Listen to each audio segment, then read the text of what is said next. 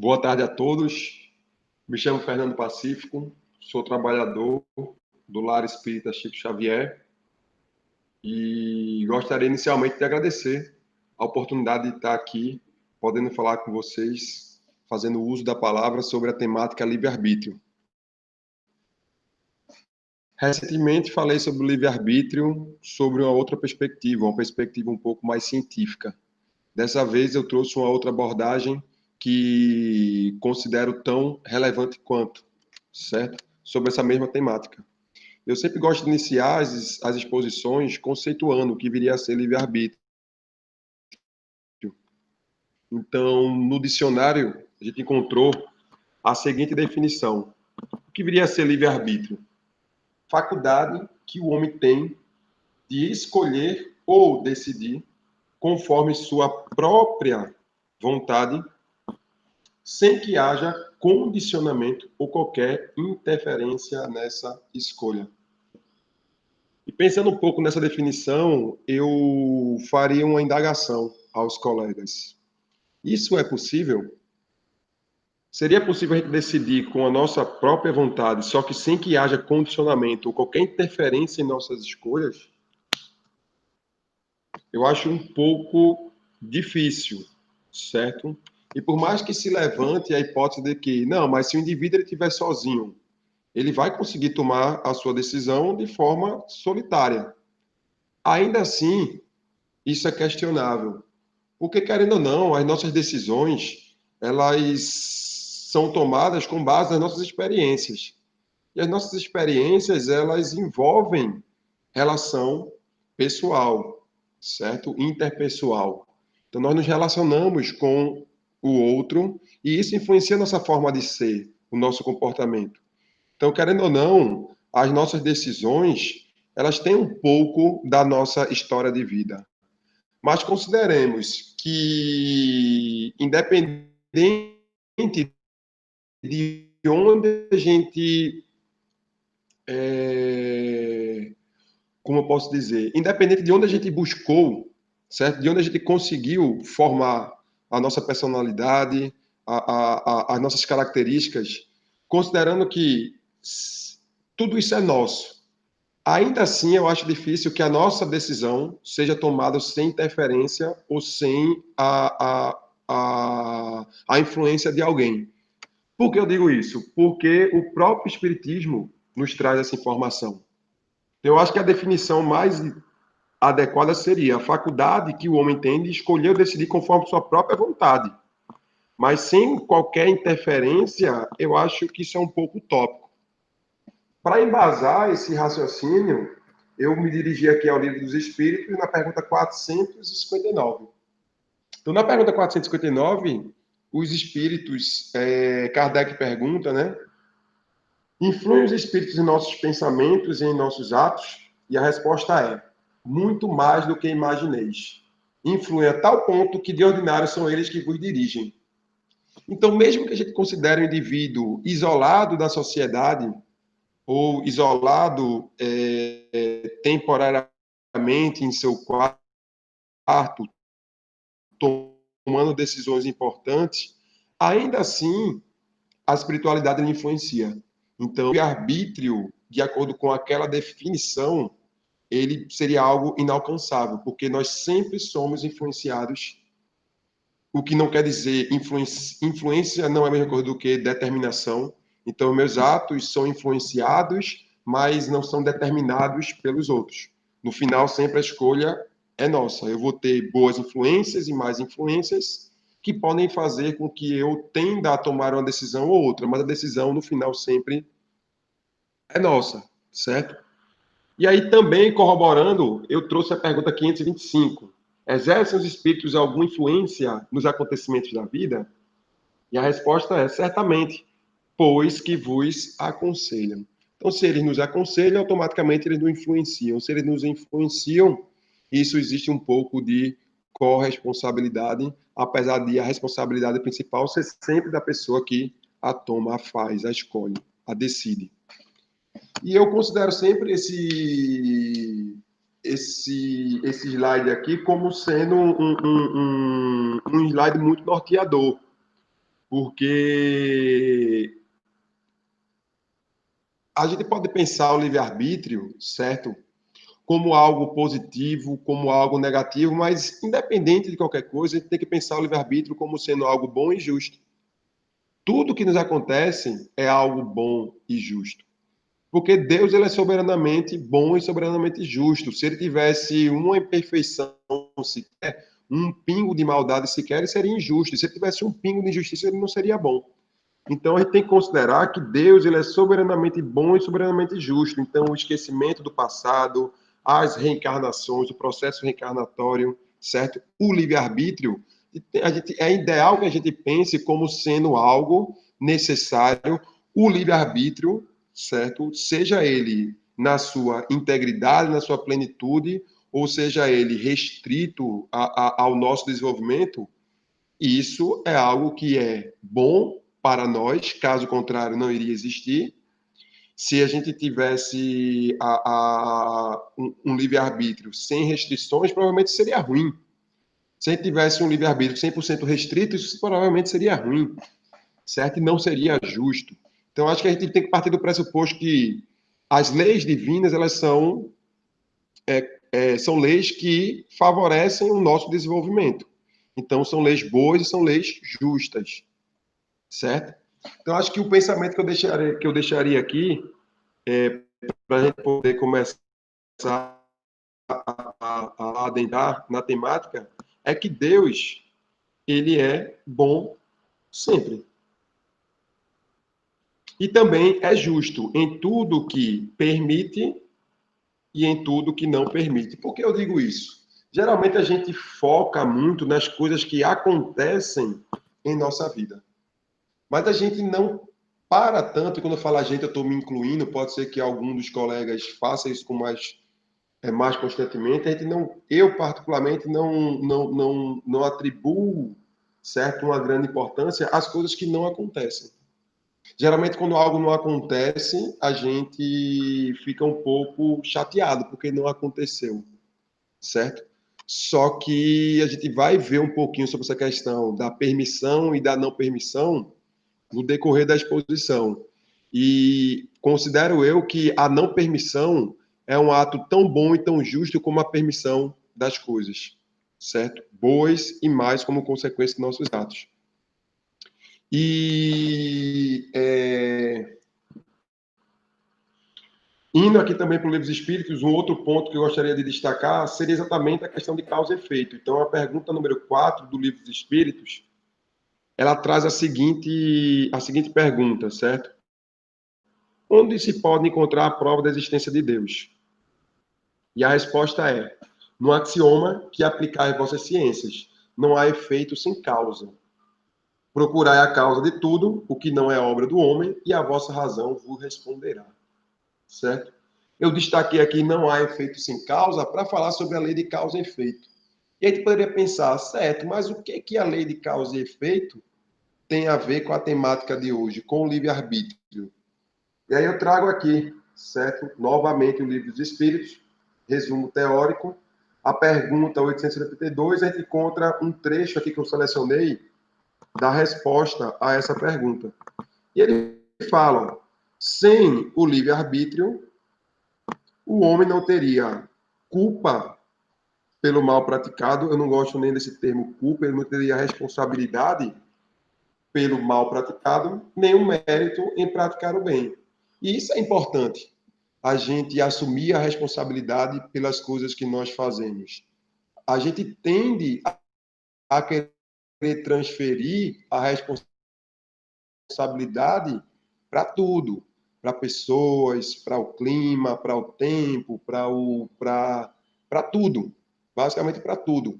E tem uma grande dificuldade em assumir a responsabilidade, em dizer, não, eu estava errado. Eu estava errado. Tem que trabalhar isso um pouco na gente. A gente tem que entender que nós cometemos erros, certo? E existe uma diferença entre erro e equívoco. Porque o erro é quando você erra propositalmente. Então você estava realmente, você sabia que alguma coisa, pelo menos na minha visão, eu penso muito dessa forma. O erro é quando você propositalmente comete algo que é errado, com consciência daquilo. Só que a gente se engana, a gente comete equívocos, certo? E isso aí tira um pouco a nossa responsabilidade. Mas não deixa de haver as consequências daquele erro, da mesma forma, ou daquele equívoco. Vão haver consequências. E o livre-arbítrio é muito importante porque ele te dá a responsabilidade sobre a tua vida. No sentido de que tudo que eu faço tem uma consequência. Então, eu tenho um mérito por todo o bem que eu colhi frente às minhas atitudes que eu tomei. Mas, da mesma forma, quando eu faço coisas erradas, as consequências são consequências negativas. E eu sou responsável pelas aquelas coisas negativas que eu faço. Seja de forma culposa ou seja de forma dolosa, certo? Mas nós temos a responsabilidade. Então, o livre-arbítrio ele é extremamente importante nesse sentido. Quanto maior o livre-arbítrio, maior a responsabilidade que o indivíduo ele vai apresentar para obter o mérito de nossas conquistas. Isso tem que ser uma busca incansável, nossa. Mas ainda assim, não nos esqueçamos que tudo é permissão.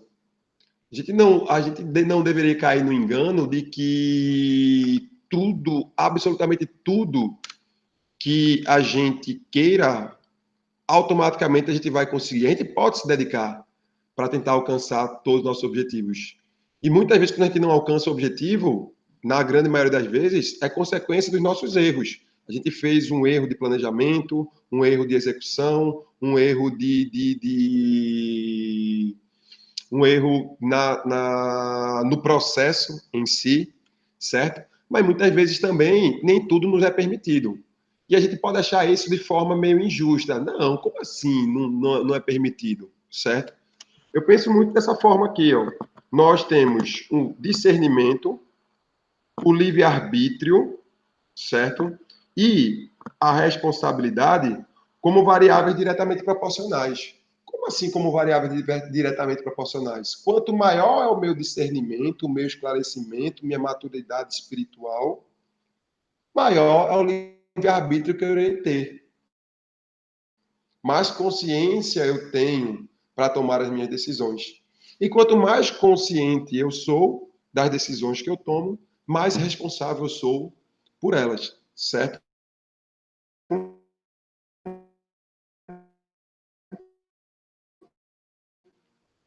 Então, trazendo aqui um exemplo. Uma criança possui reduzido fácil. Isso é prático, né? Certo? Então, a criança não tem. Isso é um exemplo de vários que a gente poderia dar. Então, a criança e um adulto, eles têm discernimento diferente. Por isso, os responsáveis por elas reduzem a sua liberdade de escolha. Como assim? Como assim? Imagine, vou dar um outro exemplo aqui para vocês. É costume, certo? Às vezes, o adulto fazer o quê? Ele dá uma falsa sensação de livre-arbítrio à criança. O adulto ele quer que a criança escolha sua roupa. Então ele pega 3 peças de roupa, coloca em cima da cama e diz: filha ou filho, escolha a sua roupa que você vai sair hoje. Na cabeça da criança, ele está tomando aquela decisão de forma própria, certo? Sem influência de ninguém. E, na verdade, por trás existe uma vontade maior. Então, os responsáveis eles terminam reduzindo a liberdade de escolha do indivíduo por considerar que ele não tem maturidade para escolher. Então, você vai chamar a criança para ir para o shopping, ele quer colocar uma sunga e ir para o shopping. Teoricamente, você não vai deixar o seu filho ir para um shopping de sunga, porque existem roupas adequadas para locais adequados. Então, o shopping, por exemplo, é frio. Se a criança for de sunga para o shopping, ela pode muito bem ficar resfriada. Então, isso não é muito, como eu posso dizer, não seria muito responsável do adulto. Então, considerando que a criança tem um discernimento reduzido, você automaticamente priva ela das escolhas. Você reduz um pouco, assim, a liberdade de escolha. E na cabeça da criança, ela estava, sim, escolhendo. Certo? Ou seja, permite uma menor possibilidade de experiências obtidas por escolha própria. Com isso, a responsabilidade pelos atos também é diminuída, visto que suas decisões foram tomadas sob grande influência dos responsáveis. Então, por exemplo, a criança escolhe uma daquelas 3 peças de roupa. Quando chega no shopping, está bem frio, certo? Aí a criança vai e diz para você, mãe, eu estou com frio. Você vai culpar a criança porque ela escolheu aquelas roupas? Sendo que aquelas 3 mudas de roupa, quem escolheu foi você. Então, a responsabilidade dela por ter escolhido uma roupa não inadequada, na verdade, foi oriundo da sua decisão inicial. Então, quanto menor o discernimento, menor vai ser a liberdade, o livre-arbítrio do que aquela criança vai apresentar, e menor vai ser a sua responsabilidade por erros ou equívocos cometidos, ou por méritos também, certo? Então, existe um percentual de. Existe um percentual de desenvolvimento do livre-arbítrio, certo? E onde é que a gente encontra respaldo para isso? Onde é que está localizado o respaldo para isso? O respaldo para isso eu trouxe em obras póstumas. Eu também trouxe alguns trechos do Livro dos Espíritos, certo? Então tem aqui, ó, no item 16, profissão de fé espírita raciocinada, certo? A gente encontra aqui, ó, à medida que o espírito se distancia do ponto de partida, desenvolvem-se as ideias, como na criança, e com as ideias o livre-arbítrio, isto é, a liberdade de fazer ou não fazer, de seguir este ou aquele caminho para o seu adiantamento, o que é um dos atributos essenciais do espírito. Então, o próprio, a literatura, ela traz que isso acontece no espírito, certo?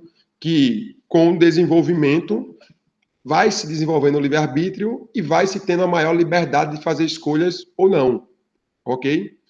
E se a gente for parar para pensar, eu acho isso bem interessante, porque eu acho que é unanimidade a gente pensar que a criança ele tem um menor livre-arbítrio do que um adulto.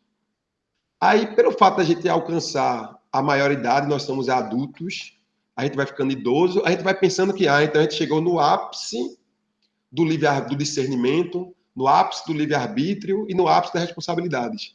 Só que se a gente olhar de uma forma mais macro, o que é uma forma mais macro? Não olhar para essa única existência.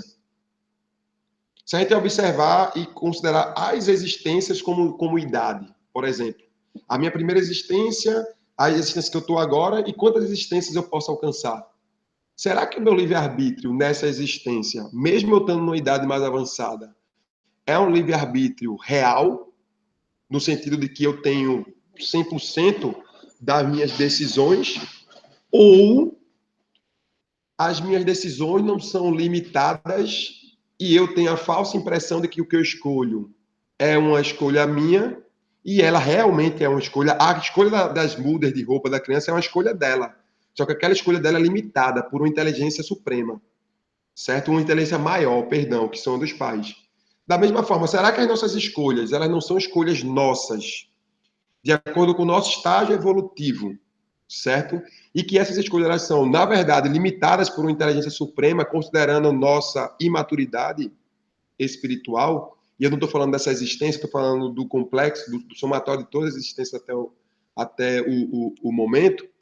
Eu acho que isso a gente tinha que pensar, né? Se não existe um certo determinismo na nossa vida, se não existe uma balança, livre-arbítrio e determinismo, e com o passar em uma existência, o meu livre-arbítrio vai aumentando quando comparado ao determinismo, e ao longo das existências isso também vai acontecendo. O meu livre-arbítrio vai aumentando conforme o determinismo vai diminuindo. Certo? E pensa em determinismo como a limitação das possibilidades de escolha, não como uma obrigação a ser cumprida, certo? E um outro respaldo que eu trago para isso seria no Livro dos Espíritos. A pergunta 843, ela diz assim: tem o homem o livre-arbítrio dos seus atos? E a resposta é: pois que tem a liberdade de pensar, tem igualmente de obrar, sem um livre-arbítrio. Isso aí eu não tenho a menor dúvida, certo? Ele tem sim um livre-arbítrio. O questionamento é mais a limitação desse livre-arbítrio, até onde vai, na mesma, ela muda ao longo de toda a existência e muda ao longo das existências, Então, na pergunta 844, a gente encontra do livre-arbítrio goza o homem desde o seu nascimento. Aí ele traz aqui, ó, a liberdade de agir desde que haja vontade de fazê-lo. Nas primeiras fases da vida, quase nula é a liberdade. A gente poderia fazer analogia para as primeiras existências. Talvez seja muito mais instintiva, certo? Do que uma liberdade inconsequente. Da mesma forma que a gente dá uma liberdade a uma criança de 2 anos, seria muito inconsequência da nossa parte. Uma liberdade total, dela escolher o que ela quiser. Não se alimentar, por exemplo. Eu não quero me alimentar, eu quero me alimentar só de pipoca, certo? A gente não pode permitir que uma criança tome, ela escolha. Ela pode escolher se ela vai comer feijão, arroz, macarrão, certo? Ou carne. Por exemplo, pipoca, pirulito, isso não é uma escolha da criança, certo? Que ela deveria fazer. Liberdade que se desenvolve e muda de objeto com o desenvolvimento das faculdades. Estando seus pensamentos em concordância com o que sua idade reclama, a criança aplica o seu livre-arbítrio àquilo que é necessário. Então vejam que a gente pode fazer essa transposição. O que acontece em existência para todas as outras existências. Então, quando é criança, você tem basicamente a liberdade nula, conforme as suas faculdades vão sendo desenvolvidas, o seu livre-arbítrio também vai aumentando de acordo com as suas necessidades. Então, as nossas necessidades de espíritos ao longo das existências também vão aumentando. E isso requer um maior livre-arbítrio também, certo? E é o questionamento que eu trago. Não seríamos criança perante Deus? Não seria ele o responsável supremo por nós, tal como os pais são responsável supremo naquela existência pela educação dos seus filhos? Não poderia fazer essa analogia? Se sim, deveríamos refletir mais sobre o que foi permitido alcançar em nossas vidas e o que não foi permitido. Porque, por exemplo, se uma criança ela quer, por exemplo, almoçar e ela quer almoçar pipoca e isso não lhe é permitido, mesmo que não seja dito de forma direta, digamos assim, a criança queria pipoca e você escondeu, a criança na cabeça dela pensou, pô, não vou poder almoçar porque não tem pipoca, não é porque meu pai escondeu. Tá entendendo? Quantas coisas não nos acontecem também para o nosso próprio bem? Quantas coisas não é permitido? Quantas vezes a gente não diz assim, Deus não dá uma cruz maior do que a gente possa carregar? Então, literalmente, tudo que nos acontece, de certa forma, é porque espera-se que a gente consiga dar conta daquilo, certo? E quantas vezes a gente tem ceifado determinada vontade e a gente se indigna contra Deus por conta disso? Como se isso fosse algo, como se tipo assim, eu sou muito importante, então eu preciso ter minhas necessidades atendidas, certo? Então, o que não alcancei, a gente tem. É importante que a gente refletisse, eu trouxe bastante reflexões aqui, certo? O que não alcancei foi fruto de pouco empenho da minha parte ou falta de maturidade por conseguinte de permissão? Porque a gente também pode cair na questão do vitimismo, né? Não, eu não consegui tal coisa porque era para ser assim. Eu não consegui tal coisa porque Deus não quis. Será? Será que não foi indisciplina nossa? Será? Eu escutei uma frase hoje que era dizendo assim: se você acha, mais ou menos assim a frase, se você acha caro o conhecimento, a capacitação, procure saber quanto irá custar a ignorância. É mais ou menos isso a ideia da frase que eu escutei hoje. Então, a ignorância ela custa muito para a gente, certo? E muitas vezes a gente não consegue um determinado objetivo porque a gente não consegue, digamos assim, ser disciplinado. A gente não consegue ser disciplinado porque a gente peca. Peca porque a gente tenta fazer muitas coisas ao mesmo tempo e não consegue dar conta das suas demandas. Peca porque a pessoa, o indivíduo ele é preguiçoso e não tem vontade de fazer as coisas. Peca por diversas formas. Só que muitas vezes a gente se empenha ao máximo e aquilo não nos é permitido.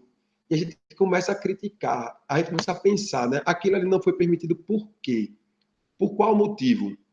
E, de certa forma, eu acho que a gente deveria agradecer, certo? Por tudo que não foi alcançado. Acho que isso é uma prática que a gente deveria implementar nas nossas vidas. Da mesma forma que uma criança, teoricamente, deveria agradecer a um filho, ao seu pai, por não ter cometido determinado equívoco, pelo fato do pai não ter permitido que ele cometesse tal equívoco. Então, da mesma forma que uma criança, teoricamente, ela não tem maturidade para reconhecer que o pai não deixou ela fazer algo para o seu bem e ela fica chateada com o seu pai, nós muitas vezes agimos como criança. Nós não conseguimos alcançar algo, muitas vezes aquele algo não iria ser benéfico, iria ser nocivo, e por a gente não alcançar, a gente fica chateado, magoado com a vida, magoado com Deus, porque acha que a gente tinha merecimento daquilo, certo? E eu acho que a própria existência é uma grande oportunidade. A existência é uma oportunidade, a gente tem que ser grato por tudo que acontece e por tudo que não nos acontece. Exatamente pelo fato de que só o fato de a gente estar encarnado, isso é uma oportunidade. A encarnação ela é uma possibilidade da gente reparar determinados erros, da gente adquirir conhecimentos teóricos, práticos, intelectuais, atitudinais, morais, mas é graças a ela que a gente é graças à encarnação que a gente consegue adquirir essas competências, essas virtudes, a gente se desprender dos nossos equívocos, certo? E uma outra coisa que eu trouxe, já está, estou concluindo aqui, a prepotência nos concede a falsa sensação de sermos deuses. Porém, a humildade, entendida como um reconhecimento das nossas limitações, nos coloca em seu caminho, pois nos permite perceber que, por mais que possamos nos empenhar e possuímos o mérito por nossas conquistas, absolutamente tudo é permissão. Quantas vezes a gente não consegue um bom resultado e diz: caramba, eu sou muito bom, eu sou demais, eu consegui isso, caramba, eu não acredito não. Rapaz, eu sou um excelente jogador de futebol. Rapaz, eu sou um excelente professor. Rapaz, eu sou um excelente pai. Rapaz, eu consigo fazer tal coisa muito bem. Isso, tudo que a gente alcança, mesmo que seja consequência dos nossos esforços, é permissão. Então, por mais que eu fizesse tudo para eu conseguir um não, eu me empenhasse mais do que todos os colegas, eu estudasse mais do que todos os colegas, eu fizesse tudo possível dentro dos meus limites. Se eu conseguir alcançar o Nobel, além do meu mérito, foi permissão. Aquilo foi permitido, porque o nosso atual estágio evolutivo, na minha perspectiva, não nos dá 100% um livre-arbítrio. E nunca esquecer de que a gente tem sempre como nosso maior aliado a prece. A prece. Então, se considerarmos aquelas variáveis, discernimento, livre-arbítrio e responsabilidade, como sendo diretamente proporcionais, como aquilo sendo a verdade, é importante que a gente peça ajuda aos bons espíritos para a gente ter bom discernimento, para a gente conseguir ter sabedoria nas decisões. Sabedoria nas decisões. Porque quando se tem um determinado grau de discernimento, o nosso livre-arbítrio é maior e a responsabilidade pelos nossos erros, pelos nossos equívocos é muito maior.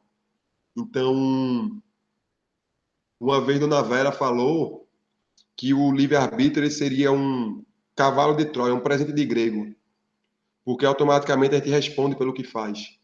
Então, quanto mais esclarecido a gente se torna, é como se maior fosse o medo de errar, porque a gente começa a errar mais conscientemente e as consequências desse erro são maiores. São maiores. Só que, ao mesmo tempo, eu considero também o livre-arbítrio como uma dádiva, porque ele também te dá um mérito. Quanto maior for o livre-arbítrio, maior é o mérito pelos acertos que a gente comete. O problema é que a gente, no atual estágio evolutivo, a gente comete muito mais erros do que acertos. A gente tem muito mais imperfeições do que virtudes.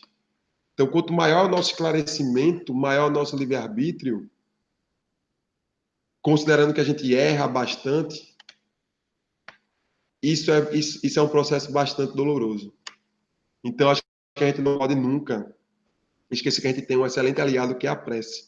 A prece torna melhor o homem, sim, porquanto aquele que ora com fervor e confiança se faz mais forte contra as tentações do mal. E Deus lhe envia bons espíritos para assisti-lo e, consecutivamente, influenciar nossas decisões. Este é um socorro que jamais se lhe recusa, quando lhe é pedido com sinceridade. Então, meus amigos, livre-arbítrio, um tema inesgotável, um tema que a gente poderia discutir, poderia estudar, cada pessoa teria muito a contribuir. Eu espero que, de alguma forma, eu possa ter contribuído com os colegas. Muita paz a todos.